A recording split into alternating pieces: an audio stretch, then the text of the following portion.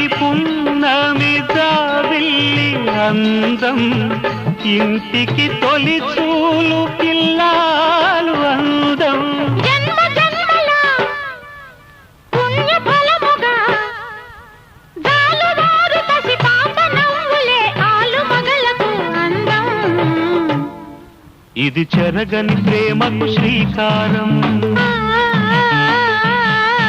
ఇది మమతల మేడకు ప్రాకారం. పండిన కలలకు శ్రీరస్తు, పసుపు కుంకుమకు శుభమస్తు. కనివిని ఎరుగని అనురాగాని